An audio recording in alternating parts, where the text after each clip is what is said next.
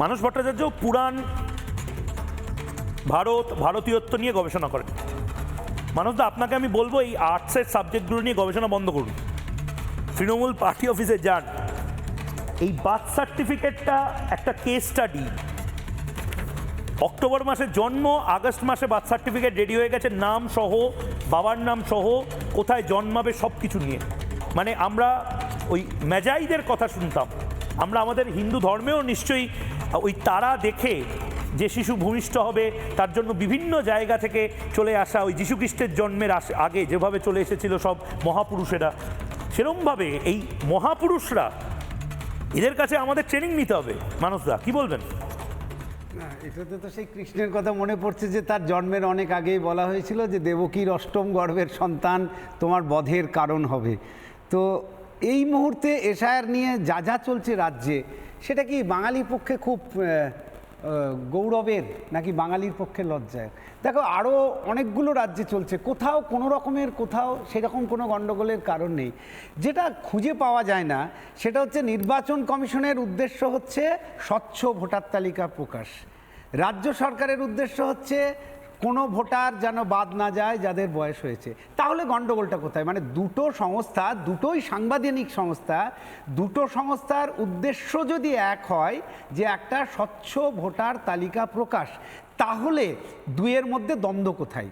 দ্বিতীয় ব্যাপার হচ্ছে, যেটা সাধারণ মানুষকে রাজ্য সরকার অথবা বলা যায় শাসক দল খাইয়ে দিতে পেরেছে, সেটা হচ্ছে নির্বাচন কমিশন এই কাজগুলো করছে। অথচ নির্বাচন কমিশন বলে তো কোনো ব্যক্তির নাম নয়, সেই কাজ যারা করছে তারা প্রত্যেকে বাঙালি এবং প্রত্যেকে রাজ্য সরকারি কর্মচারী, প্রত্যেকে মাস্টারমশাই, প্রত্যেকে অঙ্গনওয়াড়ি কর্মী, মানে প্রত্যেকে রাজ্য সরকারের অধীনস্থ কর্মচারী।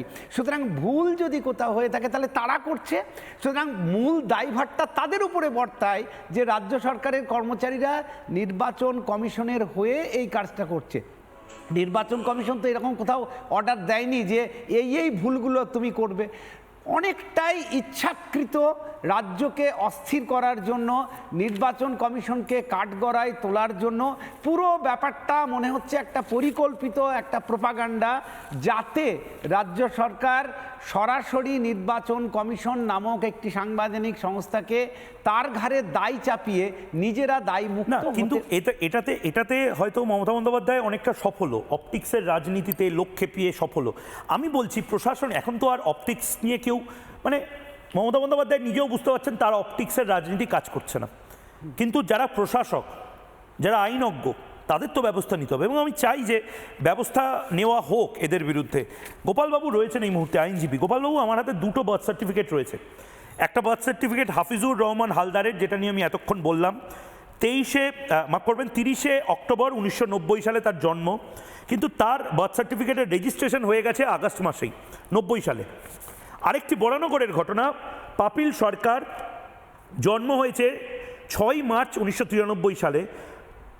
দুদিন আগে বার্থ সার্টিফিকেটে যে শিশুর ভূমিষ্ঠ হবে আজ রাতে একদম নির্দিষ্টভাবে নাম টাম সহ স্ট্যাম্পিং করে দেওয়া হয়েছে। এই জিনিসগুলো কারা করছে তাদের বিরুদ্ধে কেন সিবিআই তদন্ত হবে না, আলাদা একটা ইডি তদন্ত হবে না? কারা এই জিনিসগুলো করে ন্যাশনাল সিকিউরিটিতে একটা ভয়ঙ্কর প্রশ্নচিহ্ন তুলে দিচ্ছে না, তার জন্য এনআইএ তদন্ত হবে না? এটা নিয়ে তো একটা আলাদা তদন্ত বসা উচিত এবং এটা হাইকোর্টের দেখা উচিত। গোপালবাবু, নানা ধরনের কন্টেন্ট দেখার জন্য লাইক করুন, শেয়ার করুন আমাদের ফেসবুক পেজ, সাবস্ক্রাইব করুন আমাদের ইউটিউব চ্যানেল। পাশাপাশি অন্যান্য ব্রেকিং নিউজের জন্য অবশ্যই চোখ রাখুন রিপাবলিক বাংলায়।